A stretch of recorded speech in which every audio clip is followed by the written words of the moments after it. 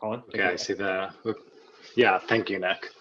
Greetings. It is my pleasure to introduce Allison Duettmann. I first found her work through the Foresight Institute salons, which went online this spring like much else. And the connection to our work here at NSPDOS was immediately evident. Now the president of Foresight, Allison received a Master's of Science in Philosophy and Public Policy from the London School of Economics, and is the co-editor of Artificial Superintelligence, Coordination and Strategy with Roman Yampolskiy. I'm probably butchering that pronunciation, so my apologies. She has spoken on topics from AI coordination to health extension, for places like the Wall Street Journal, South by Southwest, the World Economic Forum, Effective Altruism Global, and many others. Tonight, she'll be introducing us to Existential Hope, and I'm just going to hand things over to you, Allison. Lovely. Thank you for that nice introduction. Again, thank you so much for showing up, everyone. And please, let's make this as interactive as possible. So I'm very much looking forward to what you have to say. There's a reason why you are here, and I want to know that reason. Okay, so I think without further ado, I'm going to start sharing my slides, and then we can get into the more interactive parts in a little bit. Are you able to see my screen? Yes. Yeah, okay, super. All right, okay. Let me know in case I cut off or anything, but I'm hoping that this will do. Okay, so I think as I've been introduced, I'm Allison Duettmann. I'm the president of Foresight Institute. Foresight is a 501c3 to accelerate crucial technologies for the long-term benefit of life. We are starting a few different programs to do that, and those are we're particularly focusing on molecular nanotechnology, biotechnology, computer science for the long-term benefit of life. We have specifically 4 strategy groups coming in the next year. And what I'm hoping today to do is kind of share with you a little bit of what action and thinking from a place of existential hope about the future could look like. And that's not just visions and goals, but it's kind of concrete actions. Those actions for positive futures will take place for us in those 4 groups in the next year. So I'm hoping to make it actionable by telling you a little bit about how you can engage and like what a kind of mind shift about positive futures could entail on a more actionable basis. Those are the 4 groups that I'll be referencing a little bit throughout the talk, and you're welcome to follow up on them later in case you're interested. But I'm definitely trying to make this as actionable as possible because I think only visions won't get us anywhere, right? Okay, so I think that, maybe a starting question, I think that every one of us asks themselves every once in a while is like, all right, well, so who are we and where do we go? And I think, that sometimes you have that, even if you're struck in some mundane moment and deeply entangled, you kind of zoom out and there that question is. And I think one interesting way to approach that question is by looking kind of like far into the past to look that further ahead in the future. One inspiring kind of like more inspirational kind of like take on our potential future by looking into the past is taken from the Human Project, and basically in a nutshell, paraphrasing, they kind of lay out our evolutionary history as something along the lines of 14 billion years ago, we were crammed into a single point. 10 billion years ago, we were stars exploding into existence. 3 billion years ago, we were bacteria, we were alive. 1,000 years ago, we were all God's creations. 100 years ago, we had proved we were one species descendant from the same pre-humans. 60 years ago, we declared we're all humans descend and with the same human rights. And in the future, I think the interesting thing about this more historical perspective, even if it's a little hand wavy, right, is that looking that far into the past also opens up that window to look that far into the future. And so I think sometimes quite interesting to ask yourself in your everyday life, okay, where could we be in 60, in 100, in 1,000, in 3 billion, 10 billion, and 14 billion years?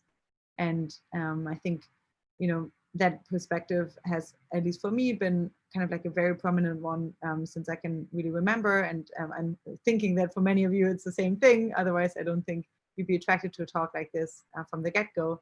But I do think that, in very kind of like brute terms, there's kind of like two possible scenarios for the long-term future. One is pretty eloquently described by Friedrich Nietzsche, and he basically says that in some remote corner of the universe, there once was a star on which clever animals invented knowledge. That was the most mendacious minute of world history, yet only a minute after nature had drawn a few breaths, the star grew old and the clever animals had to die.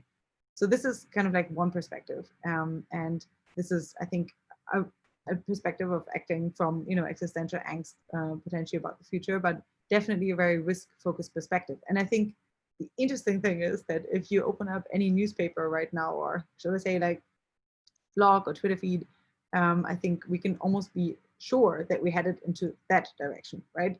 Unless I think it's worse, and you open up a fiction of any kind, which are definitely more creatively written, but the kind of futures that are portrayed are not always better, right? In fact, they're sometimes bleaker, right? I think much of the sci-fi, even the ones that people on this call are maybe attracted to, is I think rather pessimistic. And I think it's true, right? I grant you that. I think if we look at the list of existential risks that could wipe out humanity, or like a flourishing future for humanity, I think those doomsday futures do seem kind of likely. I think the best case in point is our current pandemic du jour, and I think obviously that's still mild in comparison to potential worst case scenarios. But I really do think that there's countless risks from AI, biotech, that are becoming ever more real, while those risks that, for example, from nuclear disaster, that I think we would prefer not to think about anymore, are still really kind of like being painfully brought back onto our radar. For example, as computer security crumbles, which exacerbates nuclear risks as well. So the list goes on and on. And so I do think that, most media fiction, but, research is, quite, let's say, pessimistic, or makes one at least seriously doubt whether we'll make it through the century, right? I think this, while, maybe like reality conform, is worrying, because I think that ultimately we can't really build what we can't imagine, right? And so I think that there is a flip side to this more risk-centered view, which is the perspective of existential hope. And that's a term coined by Toby Ord and Owen Cotton Barrett in a fantastic paper, which I can send the link to later here. I didn't come up with this term, but I've been using it a lot. And so for me, at least, this perspective of existential hope is best encapsulated by Eric Drexler, who in Engines of Creation, which is the book that led to the founding of Foresight, kind of like paints a very different potential future from humanity, which is still congruent with the same reality that we live in. And he says, whether anyone else is out there or not, we are on our way. Expansion will proceed if we survive, because we're part of a living system and life tends to spread. Where goals change and complexity rules, limits need not bind us. New technologies will nurture new arts, and new arts will bring new standards. The possible seems room enough. So I think this is a really, really, really exciting kind of like other perspective on our long-term future that I would love us to consider throughout this talk. And I definitely wanted more of this, right? And so I think if we look at that perspective, then we really think that Marshall Savage was right when he quite beautifully stated that teetering here on the fulcrum of destiny stands our own bemused species. The future of the universe hinges on what we do next. In the next few galactic seconds, the fate of the universe will be decided. Life, the ultimate experiment, will either explode into space and engulf the star clouds in a firestorm of children, trees, and butterfly wings, or life will fail, fizzle, and gutter out, leaving the universe shrouded forever in impenetrable blankness, devoid of hope. This is perhaps the first and only chance the universe will ever have to awaken from its long night and live.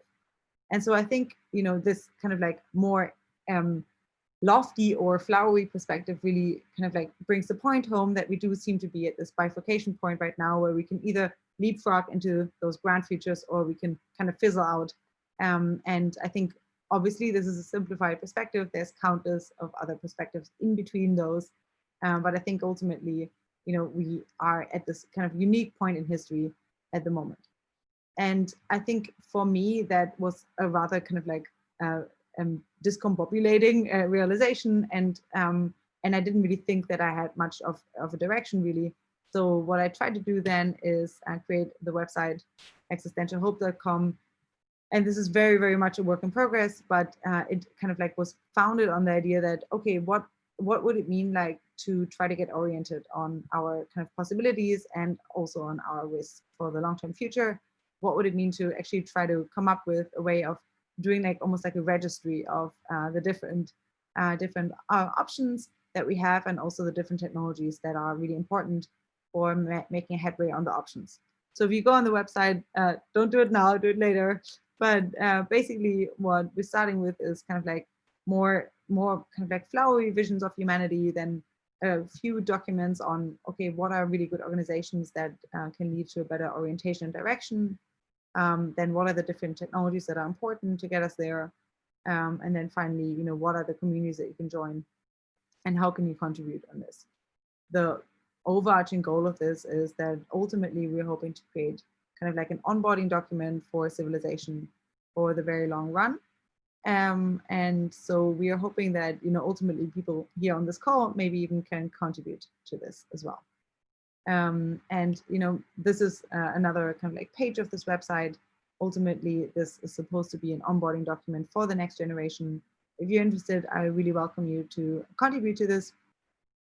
But I think why I'm not really spending much time today on the website is because I think ultimately really the website is only actionable if people can really understand the principles that this website is based on, kind of like for themselves. So that what I want to do for the rest of the talk, and hopefully in an interactive fashion, is to try to come up with perspective shifts that you could apply really on your everyday life as you go about your research, and to try to find ways in which we can kind of like collectively change our existential angst mind frame more into one of existential hope, and then see if there's specific action recommendations that fall from that. Okay, so what I'm going to do now is I'm going to go through 3 big topical buckets to kind of test out a different change of perspective and different action items that could fall out from that for you. And I think, you know, the obvious one to sit is of course our current pandemic. And so I think, you know, an interesting one here, I think, is can we consider ways in which the current COVID-19 crisis could actually be moved from a catastrophe into a eucatastrophe? And I think that, you know, obviously, if we look at 2020, it seems that if anything, we are currently rather further away from the grand futures that many of us are openly or secretly dreaming of. But you know, it kind of seems like the delta between where we want to be headed is bigger in 2020 than it was even before. But I think that, you know, if a catastrophe is kind of an event which causes there to be a loss of expected value in the universe, then a eucatastrophe is an event that causes there to be much more expected value after the event than before. Again, I didn't come up with a term. It was a term coined by Toby Ord and Owen Cotton Barrett in the Existential Hope paper, which I really recommend you read. It's fantastic. But I do think that ultimately, by the way, the term was originated with Tolkien to mark the change in a fairy tale when it turns from a negative or like from a bad plot into a positive one.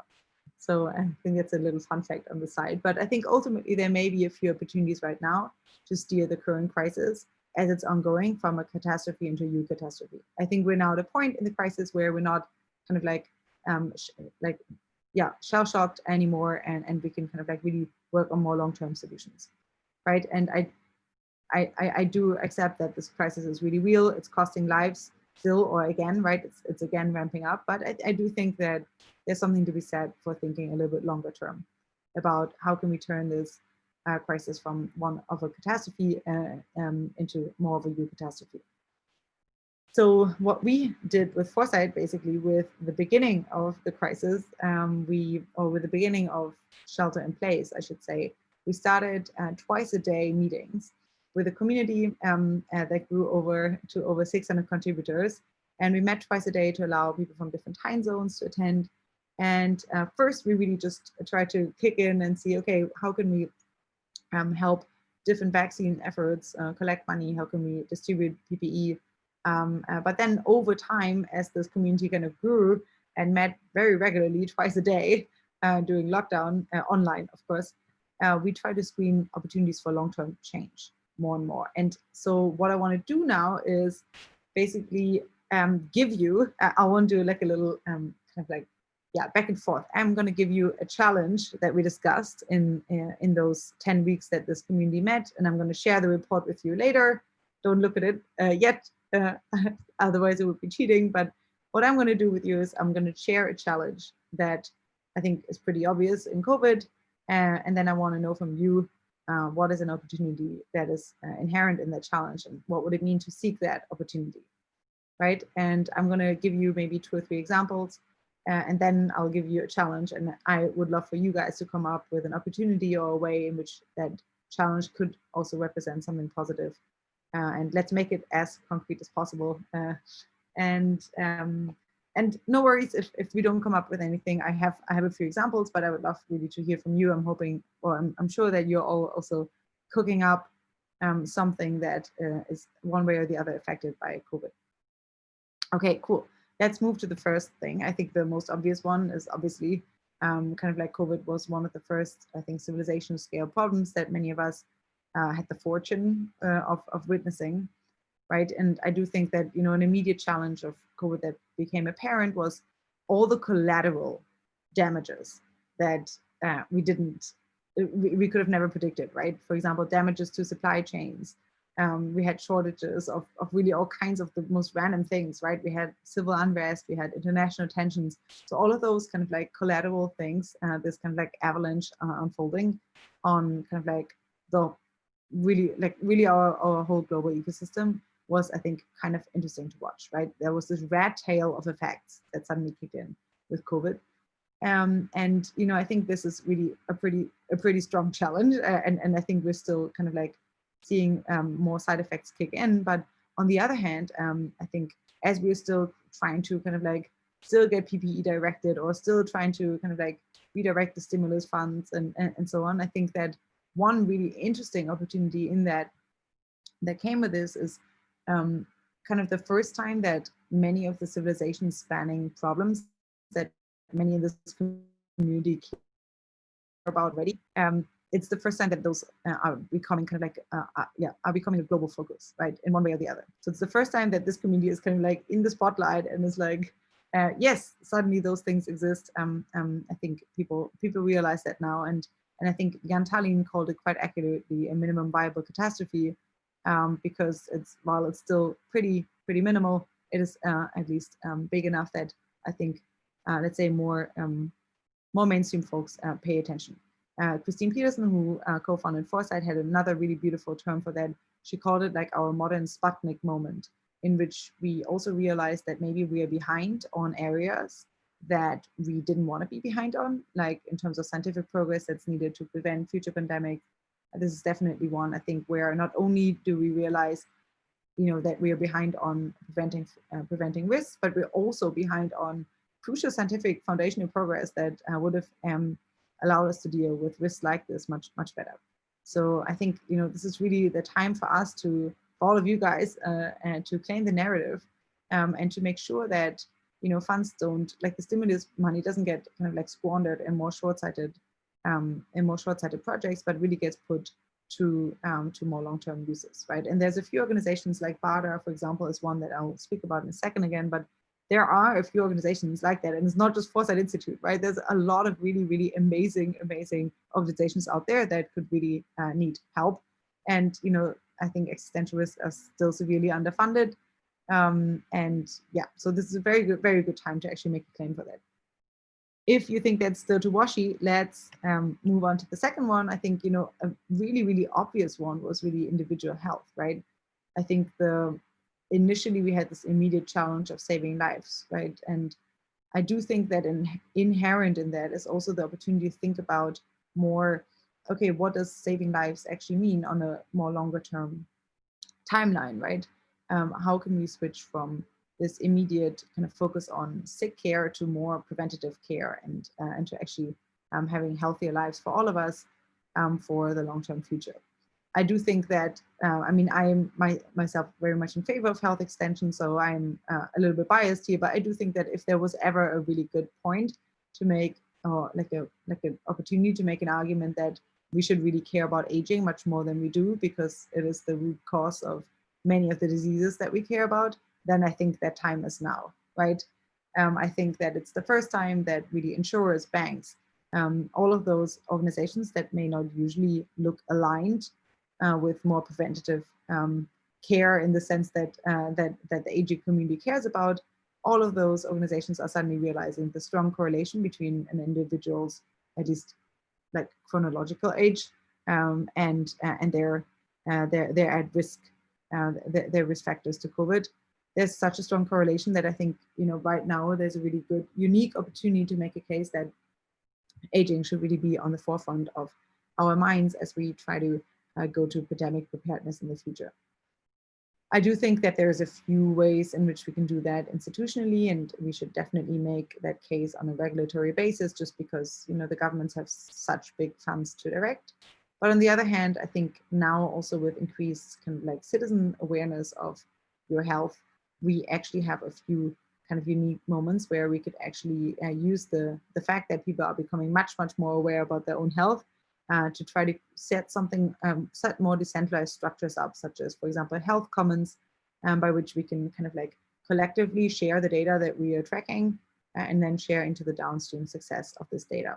We are currently setting up such a structure, or at least a prototype thereof, with a health extension group that we have at Foresight. That's one of the group that I mentioned. And, you know, perhaps that's also of interest of a few to a few people here.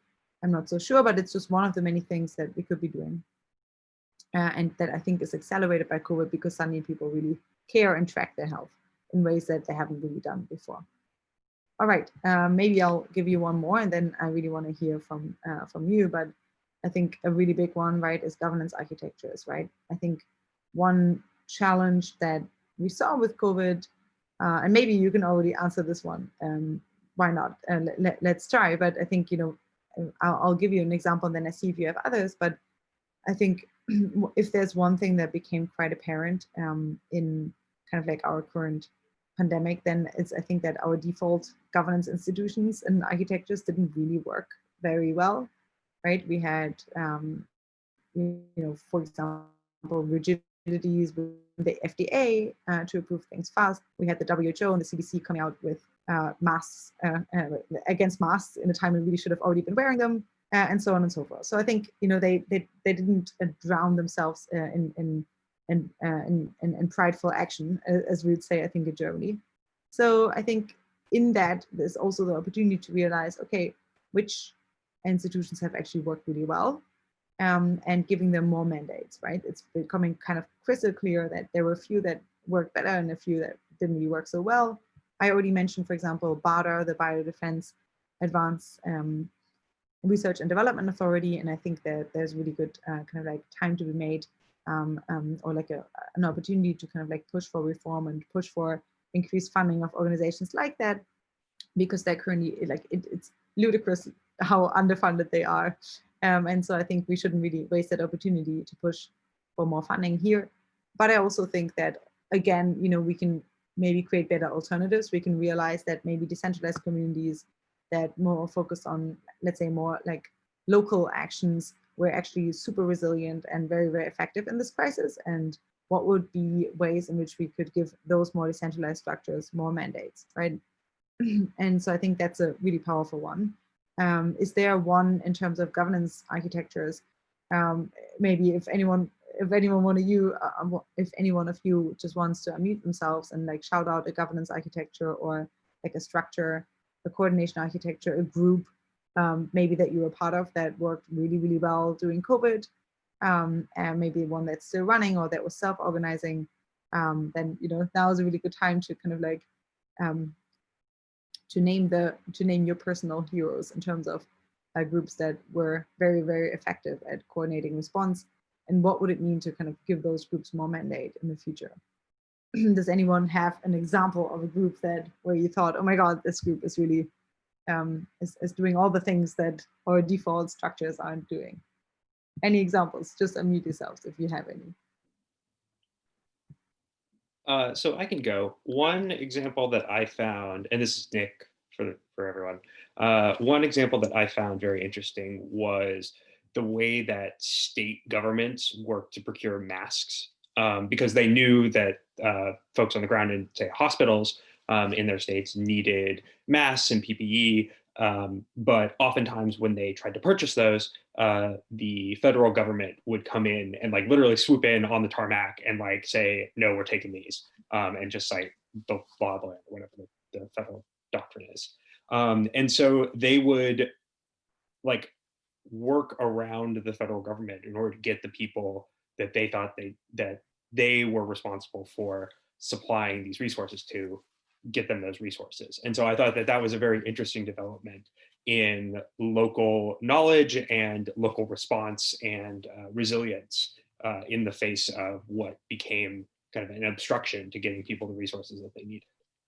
Yeah, for sure. I mean, countless of those examples I think exist. And does anyone have another one to throw out there? All right. Well, I think, you know, I mean, what you already mentioned is it's almost already kind of like a, let's say, an example of something that I think we've seen a lot of now, and that's, you know, really kind of increased civil responsibility, right? It kind of goes hand in hand with the groups. I do think that, you know, on the one hand, I think many people had to wake up to the fact that there was really no big safety net in place, but on the other hand, people stepped up in really incredible ways. And so we had like one session where we kind of like named our individual heroes, and I think one person that comes to mind for me really is Dr. Li, who was one of the first whistleblowers, right, in China, who was one of the first folks who was concerned about COVID being a pretty severe virus and a pretty severe global risk. And he blew the whistle. He was then kind of like castigated by the Chinese government and ultimately died from COVID. I think it was on the 7th of February. So what we did at Foresight, we are now launching a global Dr. Li celebration day. It's already on Facebook in case you guys want to join. But this is really to celebrate him as a person, celebrate all healthcare workers who really stood up, but also kind of like celebrate the practice of whistleblowing. And in one of our groups, we are currently discussing different whistleblowing architectures that could enable people to much more effectively coordinate anonymously if they see that there's corruption or human rights abuses taking place in their areas. And how can you anonymously kind of like gather those votes until you reach a threshold where you actually want to collectively bring forward those votes. And there's a person in the Foresight Institute orbit, Anthony Aguirre, who has brought forth a fantastic proposal on this. And so there's really, really amazing work happening. Anthony's from Future of Life Institute. And yeah, I mean, there are kind of like there's real progress happening right now that I think will be really amazing to, will be amazing to push forward. But that's, again, you know, just really one of them. I think a big one, and maybe your, I mean, this is like one I think that affects really all of us, right? Like if we don't find good ways and processing information, making sense of them, making action of them, I think then there's no way of us to coordinate in any meaningful way. And I do think that, you know, if there's one thing that we've seen with COVID is, again, that I think the normal default providers of sense making have not done very well. I think I remember like I think, was it Facebook or Twitter pairing with the WHO and CDC for kind of like censoring COVID or like, let's say, supposedly COVID tips or health tips. But that was at a time when the CDC and WHO had already come out against masks, so they kind of lost their credibility as well. So I think censoring with the, you know, kind of like pointing to the WHO and CDC as a kind of like standard for truth was really difficult, I think, for many people. And I think it led many people further down the conspiracy roads that they were already on. So I don't think that worked really well. And, you know, so I think ultimately the whole kind of like politicization of COVID, the whole kind of failure of decision makers to kind of communicate in terms of expected value and exponential growth to the population was really kind of striking. And so, yeah, I'm curious to see where did you guys look at your, where did you guys get your information from during COVID? What did you find were trustworthy sources? Do you want to kind of pinpoint to specifically like really awesome projects out there that are just awesome at at gathering and making sense of information that you think we should have much, much more of, and we could really strengthen after this crisis. Is there anything that comes to mind for anyone here?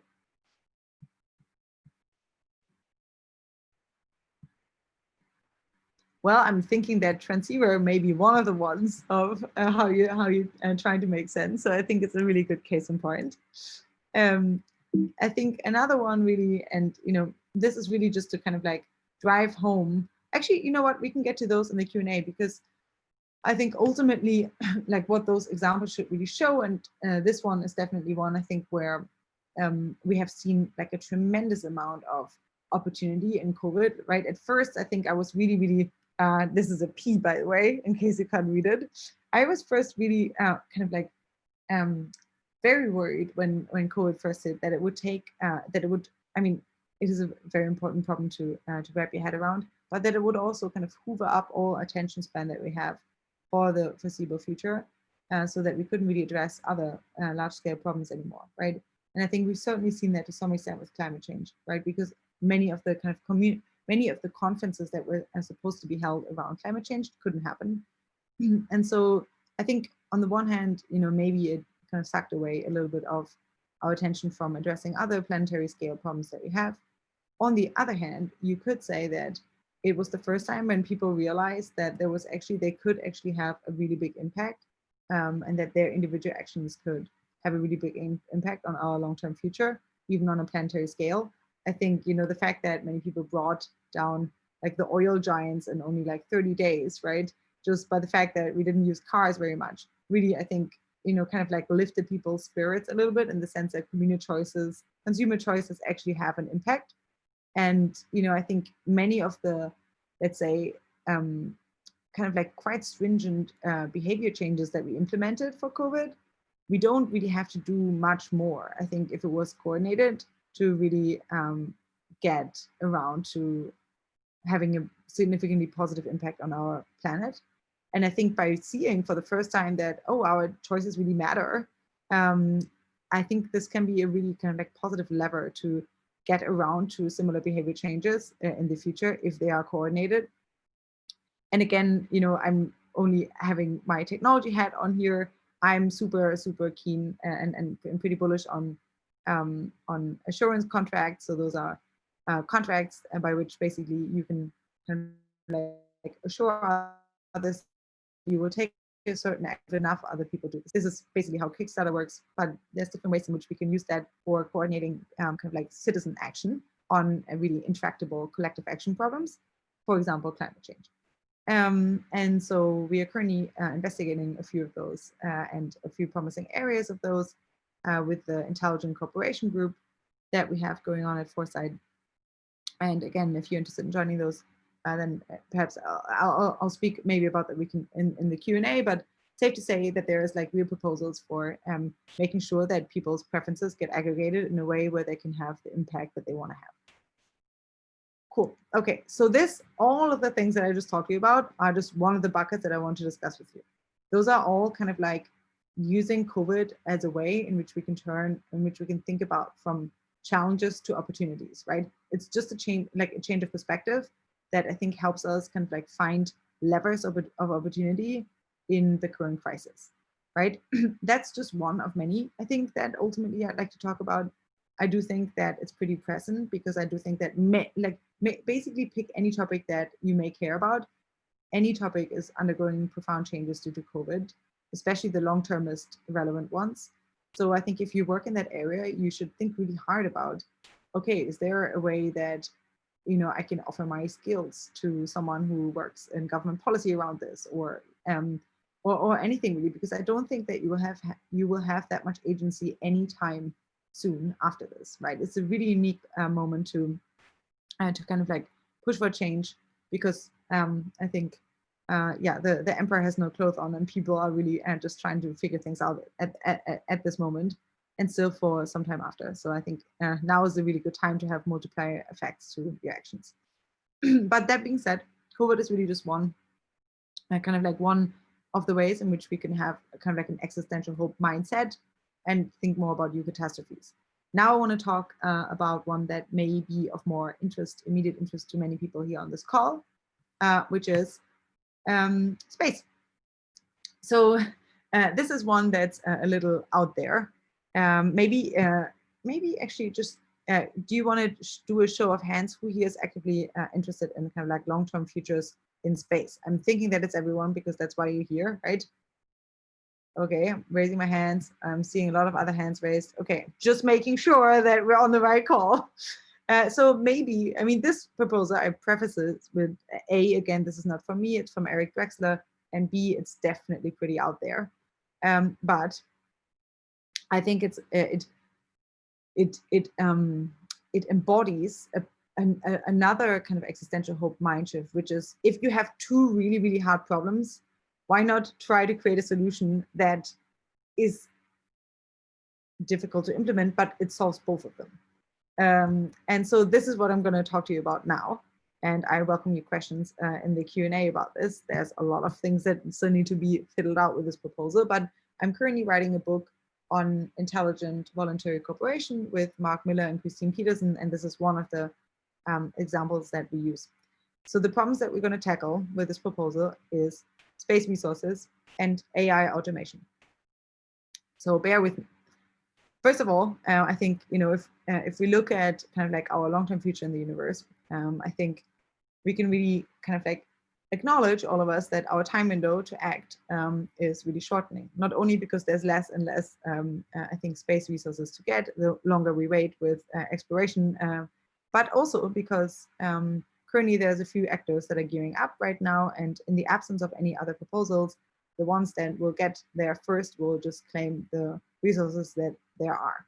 I know that there's a few treaties currently, but you know, it's not really quite sure in how much they will be adhered to, or whether people will just go out there and then afterwards say sorry, sorry, not sorry. But we have the property right claim now. So currently, you know, there's not a shortage of actors that are gearing up to make use of space resources. So I think that rather than letting them go in and sweep it all up and eat up the rest of the universe, maybe it would be prudent to think about, okay, what are other alternative ways in which we could distribute the resources that are out there. One kind of historical approach to property rights by Locke is not one that works really well here, which is that, you know, you should mix one's labor with the land, and that's how you get to claim your land. But it doesn't really work for the rest of the universe because, again, those people that get there first may end up claiming the rest of the universe. Paper, which is space races, and which basically is calculating, like, once you have a significant amount already or once you already have a significant benefit of claiming resources in space, it's much easier to advance on that on that benefit. We may have something like self-replication. Eventually, we may have a bunch of automation technologies, and so those who get there first will likely get much further in the universe much quicker, and so are likely to actually gobble up the universe. And so ideally what we want is a kind of like approach to property rights that doesn't leave maybe everything into the hands of the ones that get there first. So here's the proposal of Inheritance Day, which is by Eric Drexler. And he basically says, well, why don't we select a day on which every human being alive on that day is assigned an equal share of the as yet unclaimed resources of the universe. And specifically, he says, this involves distributing ownership of the resources of space, genuine, permanent, transferable ownership, equaling among all people. But doing so only once, then letting people provide for their progeny from their own vast share of the wealth of space. This will allow different groups to pursue different futures, and it will reward the frugal rather than the prolificate. It can provide the foundation for a future of unlimited diversity for the indefinite future. So what does this mean? Basically, you distribute the rest of the as yet unclaimed resources of space to do something like a universal basic capital for everyone alive today. Basically, you have kind of like, you give out a share of the rest of the universe, and in some sense that turns into a universal basic capital, or even a universal basic income for the people that hold the capital and manage it in the right way. There's many, many problems with this, of course. One, for example, is that if you're being given your fair share of the rest of the universe, you may just spend it all the next day, right? And so one way you can get around that is by doing a trust, right? So you gradually release pieces as they become available. And so people could have some chance to kind of mature into the vast resources that they would be holding. Another big problem is, of course, the division of property rights in space, right? I think, the term property rights really often suggests a very literal notion of property, of physical property. But, that doesn't necessarily generalize very well to kind of bodies moving in ballistic trajectories through space, right? I think even just in the solar system, there are bodies really orbiting around each other and occluding each other with regard to sunlight.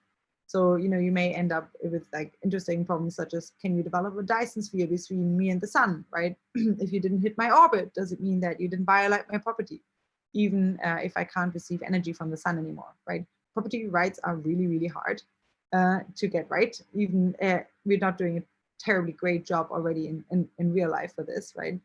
But it's even much harder to do that in space, right?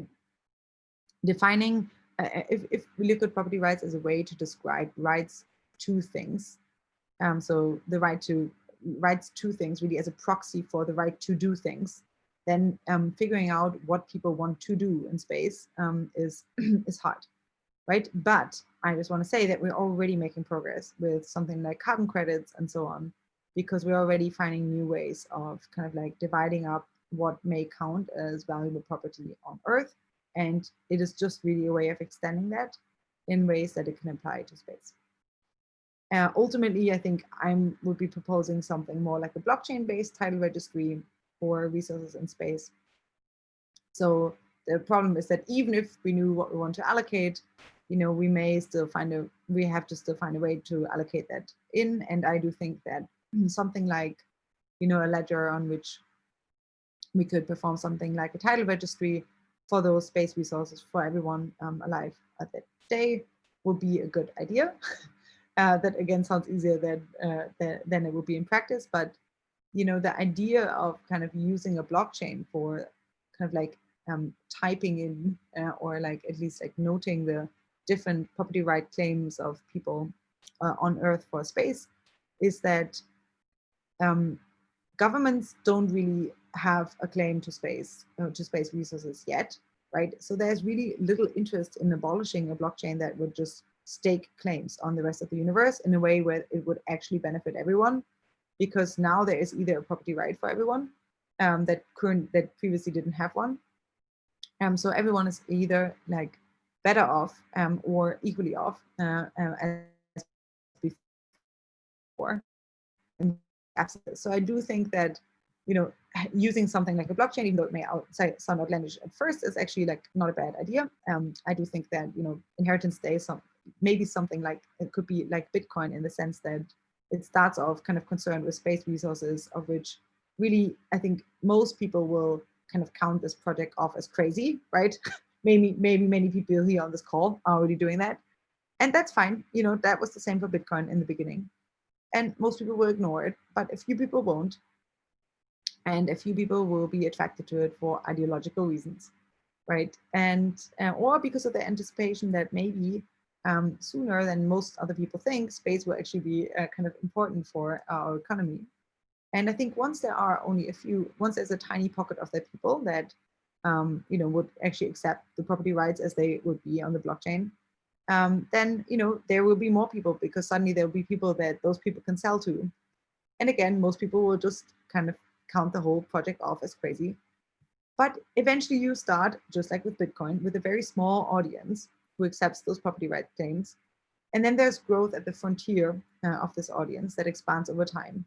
And the volume of kind of the growing audience of people that find those property rights plausible really is kind of defined by yesterday's small audience plus yesterday's frontier. And that really forms kind of like the existing audience of today, which is then again the surface of the next frontier. So I think if this kind of like process grows slowly enough, then just similar like with Bitcoin, you eventually get a Bitcoin-like growth, and maybe perhaps even better because it is really rooted in kind of like physical value that people can see. And if we're lucky, when this kind of system may emerge something as a kind of like Schelling point for people to kind of like trade on And the cool thing is that you don't have to wait until we actually all go to space to trade on this. You can trade on the expected value of your piece of property with someone already. So there's already a market for it, technically. There are, as I said, many, many problems with this, right? But I think the benefits are really high. And one benefit is that we have to get around to something like that because we are also facing a future of very high automation if we have one. So this is the second problem that I talked to you about earlier, which is we are already facing a future of very high automation. And really, if I think we continue the way that we do, we should really eventually expect the value of human labor and to be rapidly displaced by the value of automated systems. Machines really have already displaced much of kind of like our mechanical skills. But human dexterity really has still a lot to contribute currently, but that's largely because it's kind of like coupled with our mental ability. And I think given recent AI advances, we can at least suspect that sooner or later, most of the things that we can do will be automated. And so most of the things that we can do will have no economic value anymore.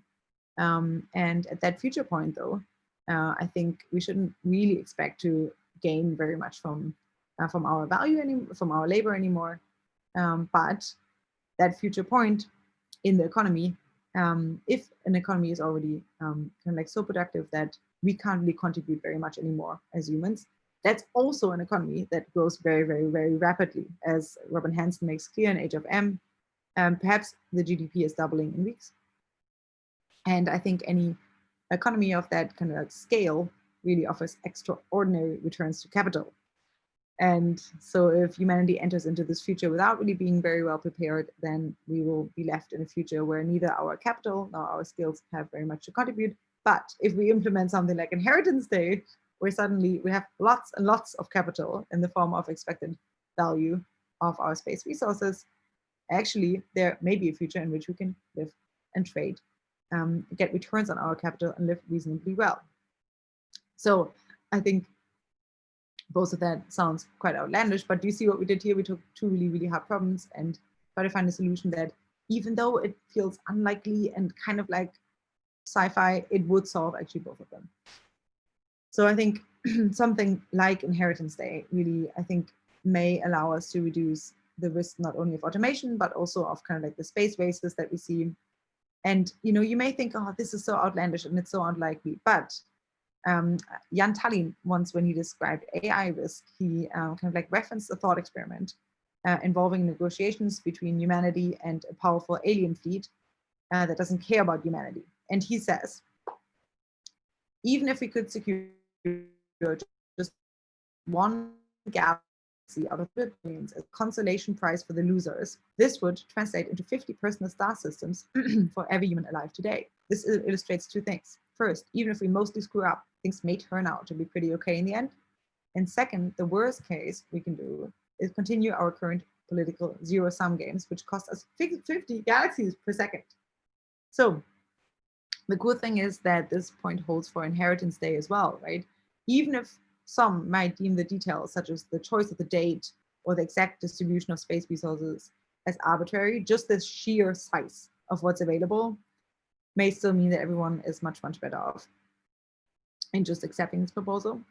And secondly, that any delay or perpetuation of our current political system in which we have zero-sum dynamics is costing us a lot, right? So I think, we shouldn't be too patient in implementing things like that because there's actually opportunity cost that's significant. All right, so that's the second one that I want to talk about. So this is kind of, to me, really driving down the principle that, sometimes two really, really hard problems don't make an easy problem, but at least we can find a solution that, even if the solution sounds crazy, at least it would solve two hard problems, which makes it sound much more likely. Okay, there's a third one. I don't know how we're doing on time. This one is a short one. I'll try to be under 2 minutes or something for this. This is basically the crux of the book that I'm writing that I mentioned, in which Inheritance Day is also part of.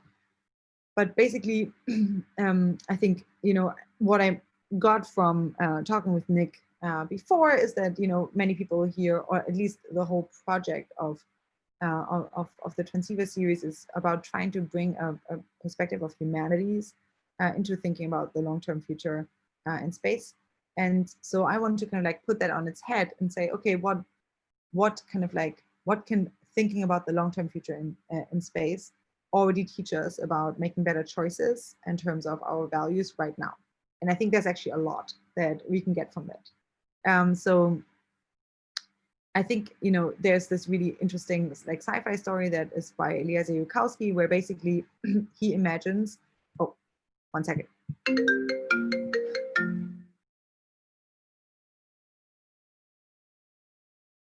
Good, that was a phone call.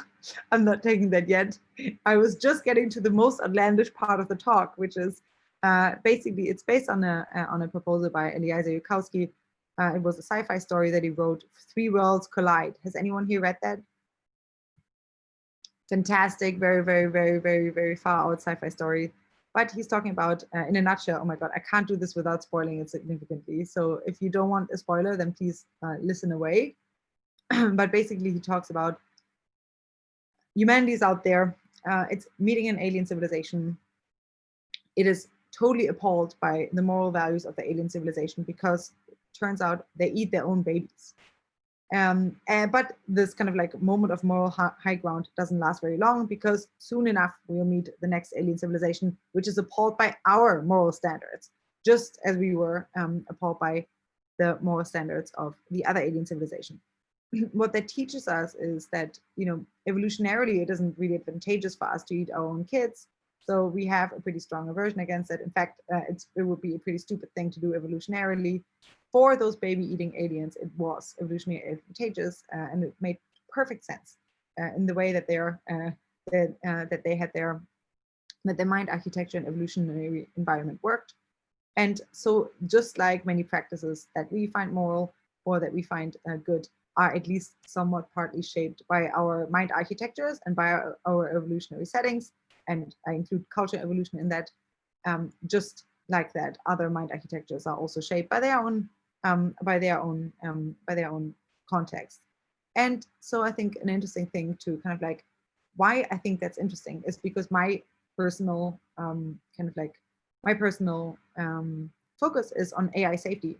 And so even having this very long-term alien example, while we don't have the problem of encountering those aliens yet, we are having to face the problem of building or creating very different mind architectures in very different evolutionary environments very soon, in the forms of AIs that we're creating, right? And so there's really no way to assume, or no reason to assume, that AIs that are growing up on silicon in very, very, very different evolutionary contexts with very different goals should have any of the same values than we do.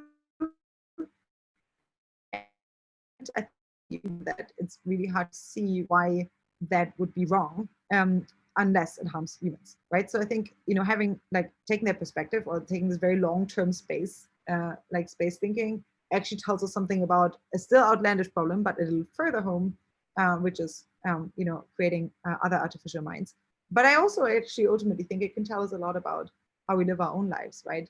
And I don't think that, us and other cultures are not like alien civilizations to each other, but there are still significant evolutionary differences in the way that our culture evolution has shaped us over time. So I sometimes think that rather than trying to kind of like, trying to kind of like, paternalistically kind of like get us all on the same page, what we should instead be focusing on is creating kind of like architectures in which value differences and value diversity can flourish, right? So even if we don't agree on everything, what are different architectures that we can put in place in which we can still create outcomes that are Pareto preferred on given the value systems that different cultures hold? And maybe that kind of architecture could extrapolate from current humans to other AI entities to future artificial minds. And so what we're doing in the book that I'm currently writing is kind of setting up architectures like that, and making use of tools from cryptocommerce in which different entities can cooperate even if they don't agree on everything, and maybe not on very much. So what can kind of like, instead of asking, okay, what would it look like if we all agreed, maybe we can ask what kind of architectures can we put in place that we don't have to all agree. because that may be much more sustainable on a very long-term future.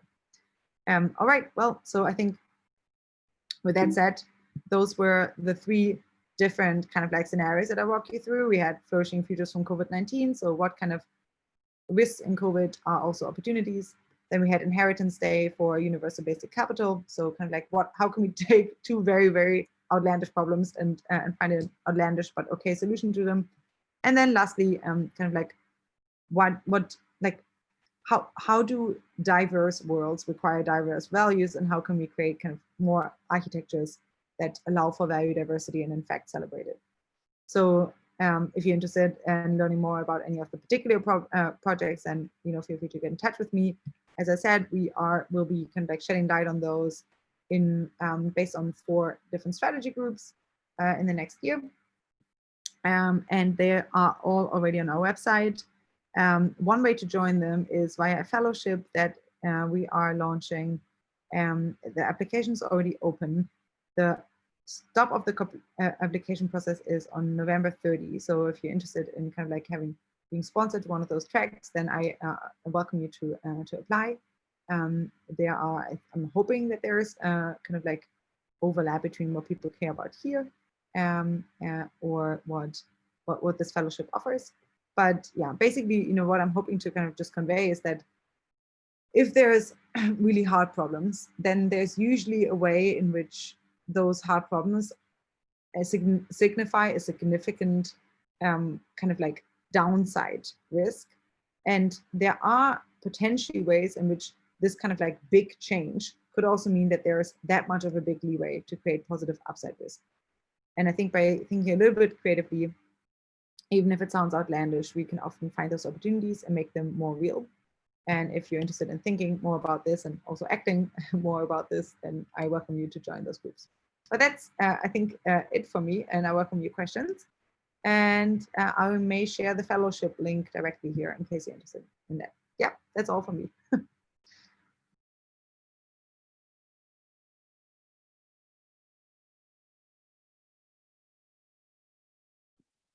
Great.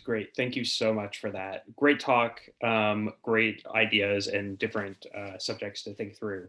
And I think Weston is going to handle the moderation of the Q&A portion. So Weston, take it away.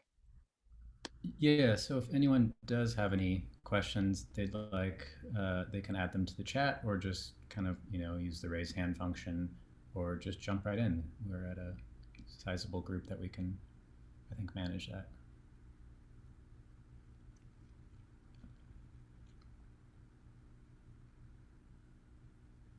Also, if it's helpful for anyone to have Allison go back to a specific slide or something, just let us know. I think I see a question in the chat. Yeah. Natalie, would you like me to read that out, or you're welcome to unmute yourself and do so as well? Oh, okay. Sorry, I can. It's on 2 screens in my apartment, so excuse me. I actually just finished my dissertation on 2 of the 3 of these topics tonight, so I'm very interested in this. So when it comes to something like diverse worlds, how are you setting up your philosophical and epistemological principles and assumptions to make sure that as like the Zapatistas say, there's a world in which many worlds are possible, which is kind of what I feel like you're getting at.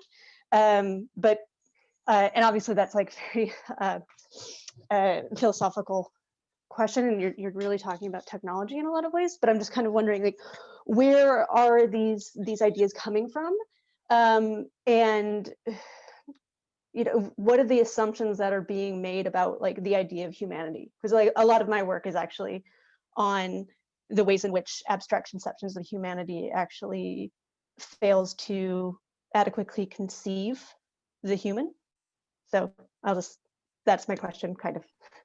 Okay, well, thanks. I'm a philosophy major, so I start the whole book with a very, very, very big ethics chapter, and I would love to talk more about that offline in case the answer that I will give you now is not satisfactory. I don't think I can condense the whole thing into a quick answer, but basically we go from the premise that there is no reason to exclude other mind architectures from our ethical concerns. And then based on that, it is really hard to kind of like lay out a future in which we don't run into value drift, given how much our value systems changed already over time.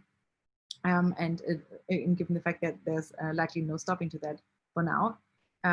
What I do in the first chapter is I debunk most major normative theories. So we talk a lot about consequentialism, act utilitarianism, rule utilitarianism. We show why there's flaws in that, where one could reasonably oppose them.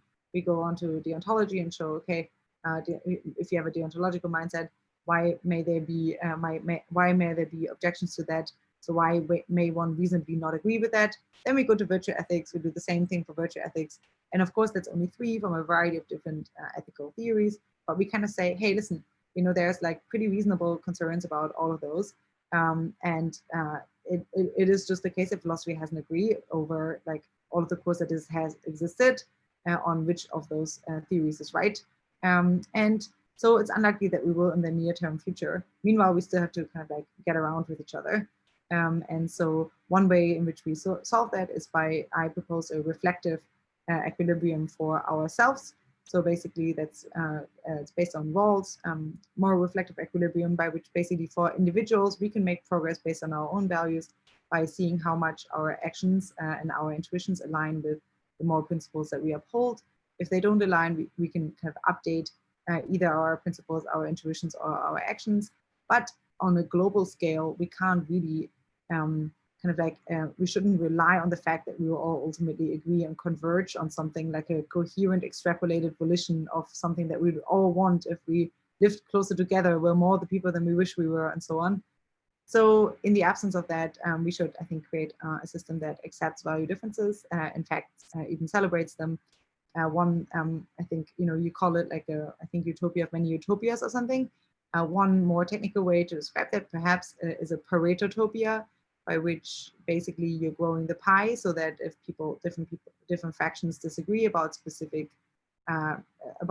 things, there is still enough to go around that the disagreements are small. So rather than trying to kind of like disagree about how you divvy up specific allocations, you're trying to just create better and better ways in which people can agree and kind of like get better at deciding according to the Pareto frontier. So ultimately what you want is create kind of options by which people are always equally well or better off with the decisions that they can make rather than before, and based on the respective values that they're holding.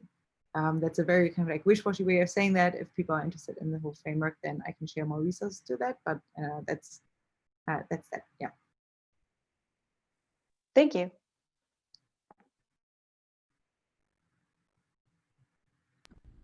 Nick, you had a question? Yeah, so I typed it into the chat, but I'll go ahead and read it. So as we're thinking about long-term futures, in the second section, you spoke about the acceleration of GDP growth over time. You could say like it would something like double every 12 hours or whatever. I forget exactly the scale that you laid out. And I'm just wondering if you can elaborate on that, where that's coming from, and what is driving that growth. Perhaps I just misunderstood from the talk, but if you could just say a little bit more about that, and then how the blockchain proposal like addresses that, assuming that like as humans we're not going to also accelerate our processing powers to keep up with that rapid GDP growth and whatever is driving it.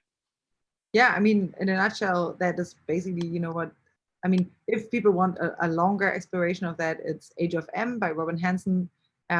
We are mostly referencing that as a possible kind of like way in which, via increased automation, we can automate most skills. I think as I at least briefly touched on, and that would lead to kind of like us becoming much more effective at most of the things that are currently bottlenecked by human activity. And then with that, I think you very quickly, or rather quickly, get to very fast GDP growth. And obviously, that's the whole point, right? Like we probably won't be able to keep up with our human skills in this economy, in which most of the things that we value are being produced by increasingly automated and perhaps artificially intelligent entities. So a really good way, for us to still stay relevant is if we can cooperate with those entities. And so our kind of like the whole premise of the book is that we should create coordination or cooperation architectures that are kind of indifferent or like that work with a variety of different cooperation partners, not just humans, but also artificial entities. So the idea is that, and the cool thing is that with crypto or like with crypto commerce tools, you can actually create different interfaces in which we already are cooperating, if you so wish, with other machine intelligences. And it's just a way really of how to extend that framework as they become more increasingly intelligent. And so this very much is kind of like focused on what are kind of like architectures that you can put in place that would allow us to increasingly bind in kind of like artificially intelligent entities into the cooperative framework of civilization that we already have. And then, the idea is that with universal basic capital, there's actually a lot that we can kind of like put forth into those cooperative frameworks. We can't really offer them much skill anymore in return because, they would be out competing us. But as I said, kind of an economy with kind of like in which human skills are relevant is also one in which kind of like human capital is quite valuable, and you get high returns. So the idea is that we would bring mostly to this cooperative kind of like cooperative interaction with other increasingly automated intelligences. We would mostly bring the capital. Great, thank you. Easy. Yes, super easy. Yeah, just I think kind of like picking up off that strain, I'm wondering, like, is there income inequality in that world with this kind of process in place, the inheritance day? Like, well, I think tying it back to like the kind of talking about COVID as highlighting all of these weak pre-existing conditions that kind of have been hampering us. How do we get from there to there? Like how do you span that gap? Is it a complete just paving over of everything that had come before, or I mean, the kind of systems of governance and like cooperation that would have to be in place to ensure that the first mover principle of like asteroid mining wasn't always there, or Yeah, so okay, those are I think two a little bit different questions. Let me see if I can like put them in together. But basically, with inequality, as I said, this is a way in which you could basically provide for universal basic income in some sense. I think that universal basic income, if you think about the long-term future, may kind of encounter some race dynamics themselves, because you suddenly incentivize the creation of many, many different mind architectures that could claim this income.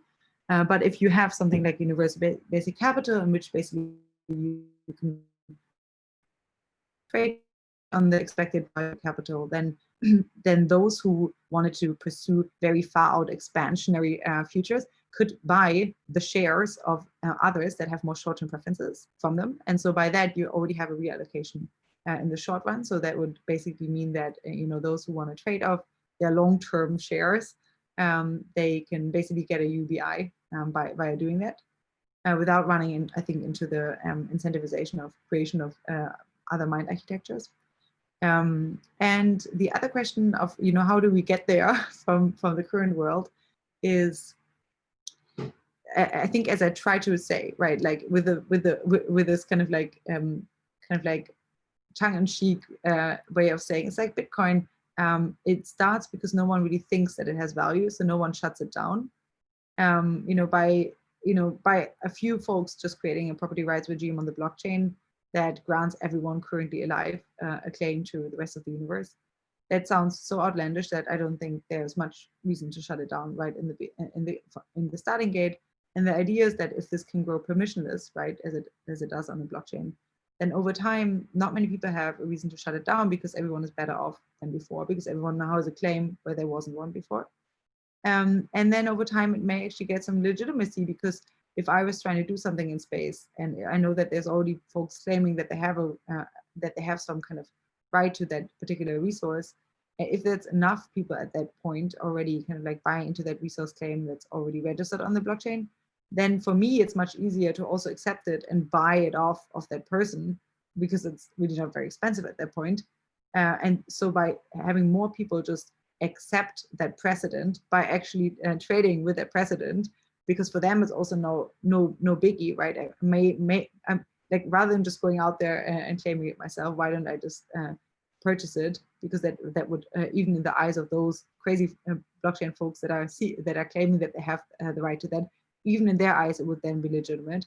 No big cost to me, but over the long time it would make kind of like the whole blockchain registry kind of gain in legitimacy. Interesting, thank you. If I can informally jump in on this, I am thinking about if the situation of equal distribution happens at this point in history, an equal distribution of space resources, but not necessarily earthly capital. The situation I'm struggling with is that you'd have a few people who have the earthly capital to reach for the value of space resources. Because like speculatively, we can say those have value, but they don't have a use value until we can access them and use them and mine them or whatever we do.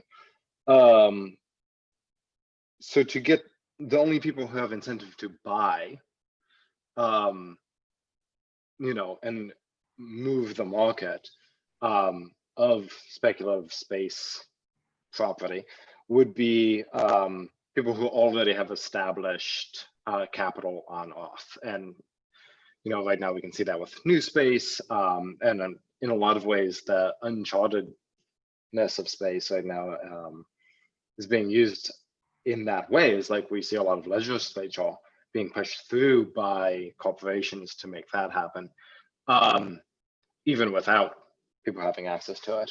So I guess I'm just seeing a long-term historical replication of access, because people who have immediate needs for capital on Earth will be selling their property, and so generations down the line, their descendants won't have access to what space has. I mean, what I might propose in response to that is some sort of trust or something that manages the capital of accessing the resources in space. So that is also collectively owned.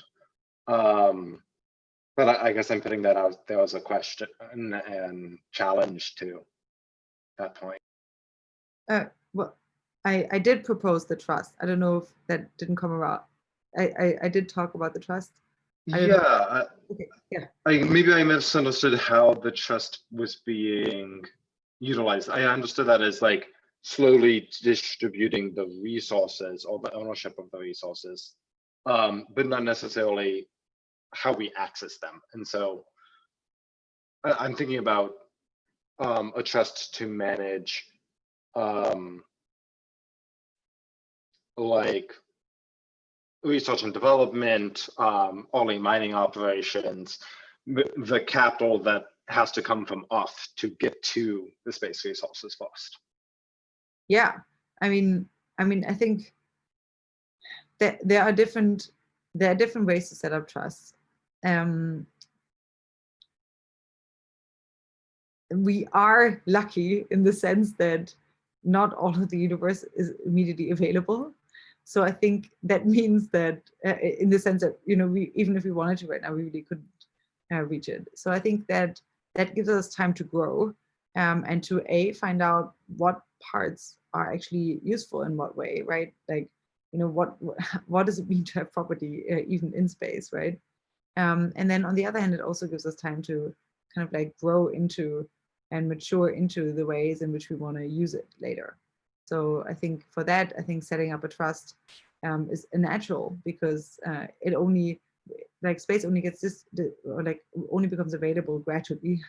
And, you know, sometimes we don't even really know yet what's out there, despite of how to use it. And so I think for that, trust makes sense. Then I think, we can definitely experiment with very, very different forms of trust.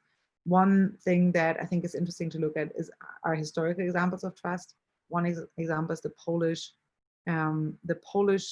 way of how they, I think, privatized after, of how they did privatization. It was, I think, called Polish mutual funds, where basically it was a lot of people holding in different mutual funds, and holding in claims to different pieces of the economy. And so like that, you could almost kind of like arbitrate which divisions were making more sense.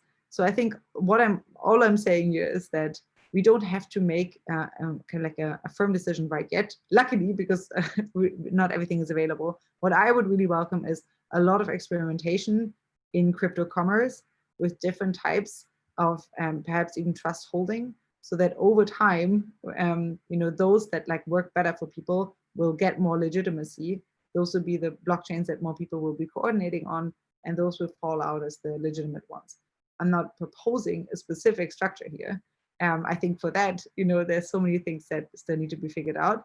But I think already, that's the cool thing about crypto commerce. We can already make those experiments with claims very, very cheaply, and kind of like see what forks will arise and what people will end up coordinating on, right? It's like all about selling points, I think, in that way that, those things are emergent in terms of legitimacy. And I'm not the one to say that up front.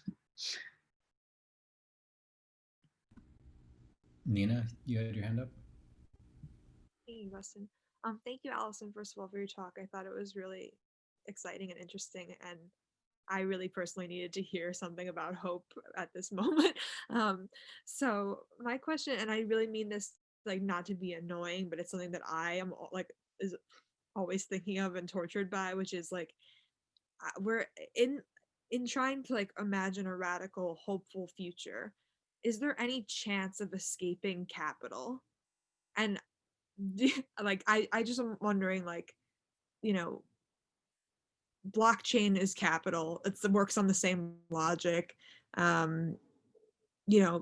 This I'm like, if we're going to have this inheritance day, if we're going to have something this radically different and that does have like public, shared ownership, like that gave me a lot of hope. But then I was like, but I still feel like it would inevitably fall back into the same kind of traps of inequality that Weston's pointing to. And yeah, so I just wondering if you're interested in like philosophically in the question of a future in which capitalism is gone.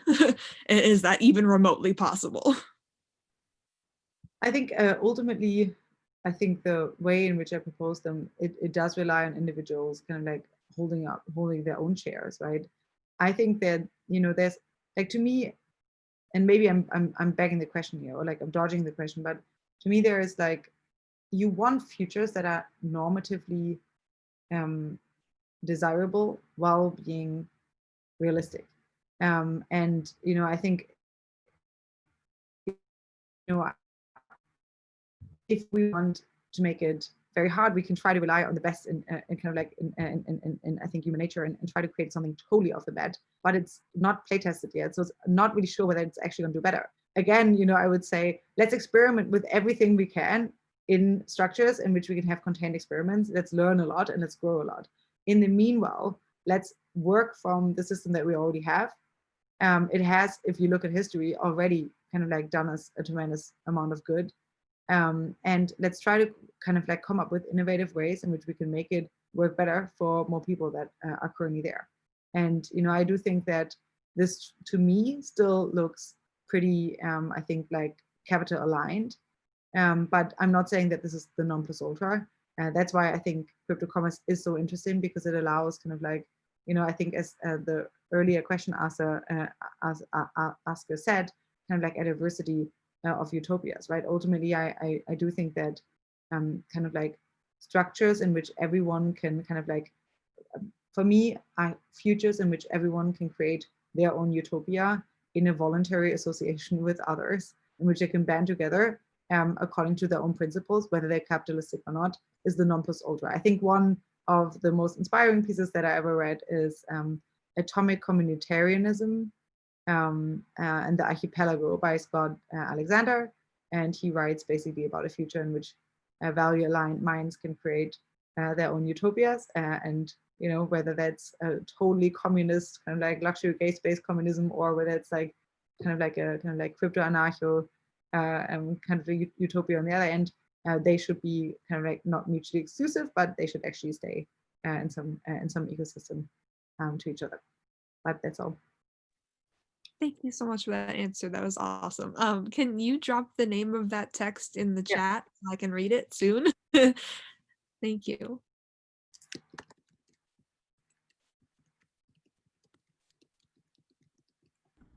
We have maybe time for one last question, but I see we're also getting pretty close to 8:30 Eastern time here. So yes, likewise for me. I think there was a follow-up question from Natalie, and I see Mac's hand up. What? Mac, why don't you go ahead? Cool. Thanks, guys. Thank you so much for a wonderful presentation, Allison, and it's my privilege to just see what's going on. Awesome. Guys, I just first a comment and then maybe a couple questions. I'll just leave them all on the table, but I found it profoundly interesting how often Allison resorted to science fiction to help us sort of understand these three buckets. I don't presume to fully understand the three buckets, but I just thought that was very, very interesting in the absence of, things in reality that she could resort to help us come to an understanding of certain aspects of this. She frequently resorted to science fiction. I found that very, very interesting. I'd like to hear more about the possible more enhanced role of science fiction in helping us think through problems on a scale of this nature. Very interesting. Next, on the whole blockchain space economy thing, I find that very interesting to have a sort of a market-driven solution that might somehow prevent us from just fighting over everything. Although that's the idea of, claiming my piece of the universe from the comfort of my own home. That sounds very interesting. It's also, from one perspective, somewhat presumptuous, meaning if some civilization in another part of the universe was coming to the same conclusion, we'd probably take objection to that someone has already decided that they own 1/7 billionth of my civilization, my planet, my resources, and so on. So I'm wondering,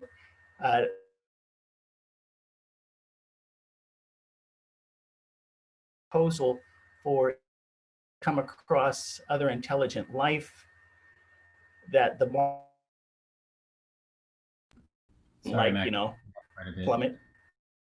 Yeah, you're breaking up quite a bit. And we are at 8:31 now, so I do want to let Allison get Okay, I'll stop there. Thank you. Thank you. Maybe we can follow up in private channels after the talk. Thank you so much. Thank you, Allison. Thanks, guys. Thank you so much. Yeah, thank you everybody for coming out. Allison, again, thank you so much for coming and speaking with us. Really do appreciate it, and appreciate all the work that the Foresight Institute is doing. Folks, please take a look at that fellowship. Take a look at the existentialhope.com and all the resources there. Get involved. The Foresight Institute is doing a lot of really great work, and we can all make a better future and enact this hopeful experience that Allison has called forth for us tonight. And thank you everybody again. Have a good evening. Take care. Thanks everyone. Bye. Please follow up with us. I'll drop some links in the chat, and we can get to these other kinds of questions that Allison did have to leave with the schedule conflict. So